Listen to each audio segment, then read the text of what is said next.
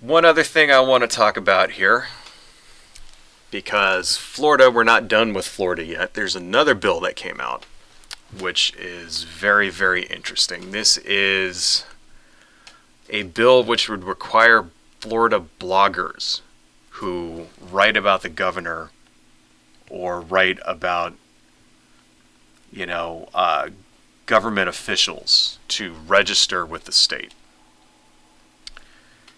which is very, very interesting. So this is basically a carbon copy of a law in Russia.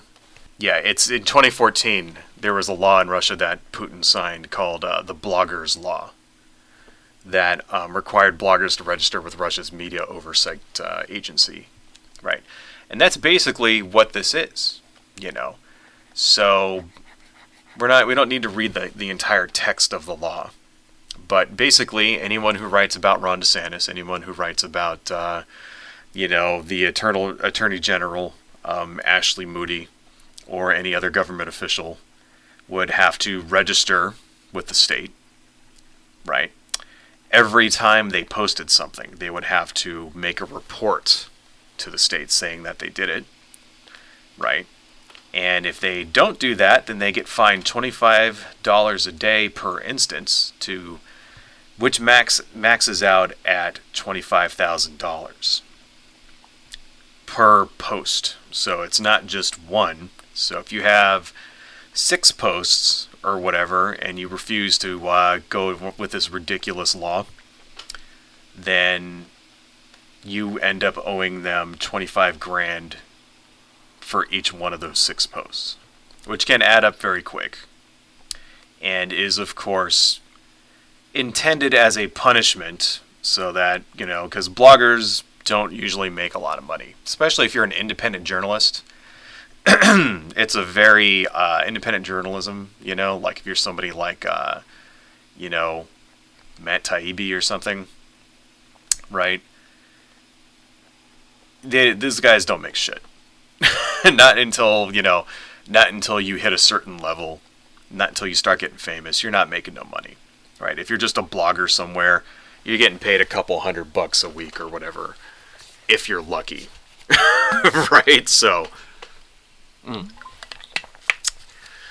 this was put in by a guy named Florida Senator Jason Brodeur, Brodeur, from Lake Mary in Florida. Let's see.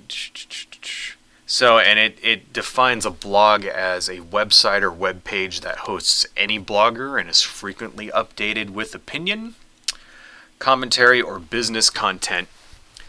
But this does not include a website of a newspaper or similar publication. So they can always give an out. And, you often see with these types of authoritarian, draconian laws like this, you see clauses like that. And the reason why that's there is so that they can selectively enforce it. So they can go to the Epoch Times, for example, or Fox News, or something like that, and be like, well, you guys are not considered a blog, so you don't have to register, that's fine.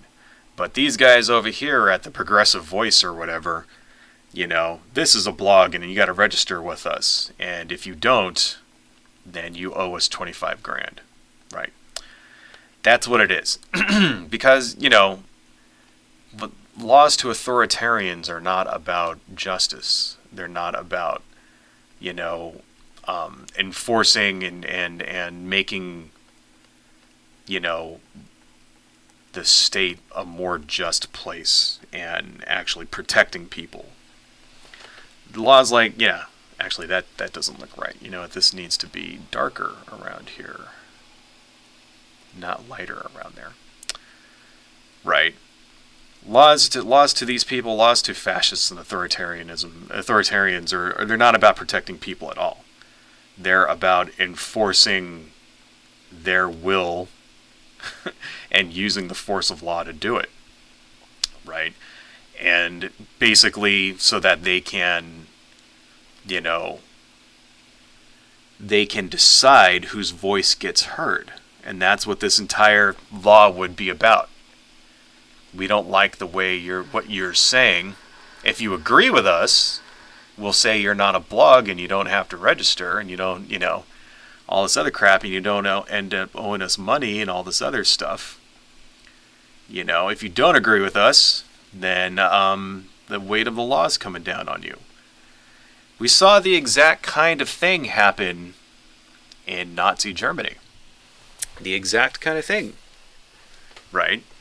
Laws that would target specific minority groups. Things like, Jewish newspapers, they all got shut down. Newspapers that were owned by Jewish people, all of them got shut down. Newspapers that were owned by like leftists and communists and things, all of those were shut down in Germany. Remember, everybody like on the right, they like to give this sort of misinformation, saying things like, oh, Nazis are socialists or whatever. It's like, well, no, not really. The socialists, the communists, they were like the enemies of the Nazis in Germany, right? I mean, the Nazis went out and killed them all, right? And would like burn down their headquarters and like destroy newspapers that were critical of them, that kind of thing. And by the time like Hitler actually rose to power, all those people were like purged, It's very much about control, and that's why the laws are always written in such a way that it benefits their side, right? And gives them a plausible out so that they don't have to apply the law selectively, so that they can let their newspapers go, their media outlets go. They can let the pundits that support them speak freely, and the people that oppose them get persecuted, right? A little bit about this asshole, this guy Jason Brodeur, right? He passed a law that was signed in Florida. It was SB 896. What this did is that it limited the ability of local governments to approve solar projects and reclassified pulling methane gas from a landfill as renewable, right? Which is not. Get methane gas from a landfill, that's not renewable energy. That's fucking fossil fuel, right? But they say, oh, that's renewable, so bullshit. Okay. This guy won his race in 2022 at a three-way race when he was elected. He got 50.3% of the vote, right? Ran against a Democrat named Patricia Sigmund and a third-party candidate named Justine Anotti, right?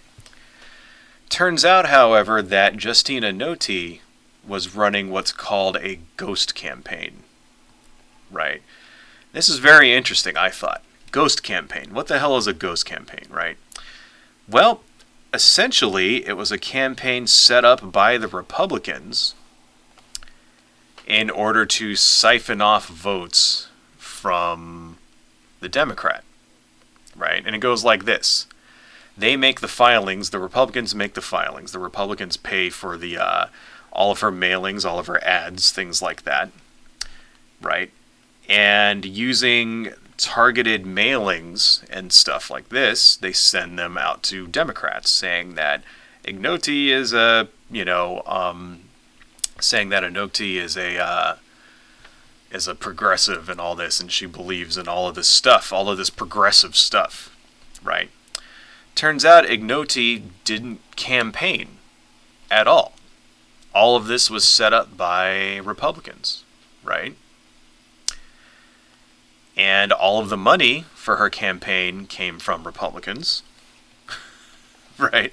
It was basically the sort of dark money, like, when they say dark money, this is what they're talking about, right? This dark money campaign set up by Republicans for this woman's campaign, and it siphoned off just enough votes for the Republican candidate to win, right? According to the accordingly there was a political action committee called Grow United, which paid a printing company called Advanced Impression LLC to handle the meetings and things like that. And Grow United was funded with Republican dark money. According to the Orlando Weekly Seminole County, according to the Orlando Weekly newspaper, the Seminole County Chair Ben Paris, Republican Seminole County Chair Ben Paris, was found guilty of making illegal campaign contributions to Anati's ghost campaign under the name of his cousin, Stephen Smith. You are not allowed to make campaign contributions under other people's names. Right? That is illegal. You will go to jail for that. Right? This is what the guy that made that dumbass movie 2,000 Mules or whatever. That guy, what the fuck was his name? 2,000 Mules. Dinesh D'Souza. That guy. That's what Dinesh D'Souza went to. Was convicted of making illegal campaign contributions in his wife's name. Right. So, very, very bad. So it's sort of like, okay, here's a woman this woman Ignati, who didn't campaign. All of her money came from Republicans. Right. And, it was just enough votes for the Republican to win. Seems a little fishy, doesn't it? So, the groups supporting the candidates and funding the advertising push for Ignati have been tied to the Florida energy industry, right? In particular, a company called Florida Power and Light. Although that company denies all of the allegations tied to this scheme. So energy companies, the energy sector in Florida, paid for this guy, Brodeur, to get elected, right? Did this dirty trick, which should land them all in jail. Allegedly. Allegedly did this. I'm not going to straight out say they did. And then this guy, Brodeur, gets elected, turns around and passes this ridiculous law that prevents local governments from investing in solar. Funny how this all works out, huh? That's very strange, isn't it? It's like, the energy companies bankroll this guy's campaign, bankroll this ghost campaign, which gets this guy elected, and then he turns around and passes a law, which directly benefits the energy companies. That's Republican corruption 101 there for you folks. Then this is the guy, right, that turns around and wants to, this is the same guy that turns around and writes this law that, this bill that says independent bloggers are not allowed to, write about the government officials without registering first, right? Why is he targeting independent bloggers? Because independent bloggers are the ones who uncovered this ghost campaign scheme, which should land his ass in jail if we actually, lived in a just world. Some people should be going to prison for this shit. Joel Greenberg, guy, remember that guy, Joel Greenberg? He was the Matt Gaetz' wingman, right? Joel Greenberg, the guy that basically, helped Matt Gaetz sex trafficking, minors and stuff like that, and buy drugs for underage girls so they can have sex with them, that kind of thing. Right? Joel Greenberg says that, he's basically testified that Brodeur knew all about this scheme. Because, Joe Greenberg's going to prison for his role in the sex trafficking and fraud and stalking, while Matt Gaetz is getting off scot-free. I don't know if you guys heard about that. They've chosen not to charge Matt Gaetz, saying there's not enough evidence, when in real life they got all the goddamn evidence they need. But apparently, charging a sitting congressman for stuff like this is wrong. Even though his best friend, the friend that helped him do it, that guy's not getting charged at all. I mean, Matt Gaetz ain't getting charged at all. But the guy that helped him do it, right, is going to actual prison for that. There is no law for rich people. Just want to spell, just as an aside, when you're rich, when you're powerful, you can get away with anything in this country. It doesn't fucking matter, right? I mean, they got, I don't know if you've been following the Matt Gaetz thing, like, they have all the evidence in the world that he did this, right?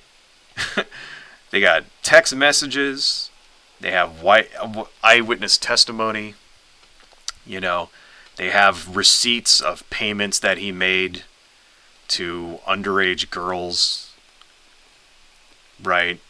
They have definitive proof that, the sex trafficking that's bringing people over like state borders and stuff. They got all the proof in the goddamn world, and they're not charging him for it. I don't know. I guess they feel like the case isn't strong enough. That if they actually charge him, it's gonna cause a national shit show. And they're just too chicken shit of taking that risk. They don't want to charge him and then have him get away with it, because then it makes them look like fools. And it's like, God damn it. It's just politics, folks, right?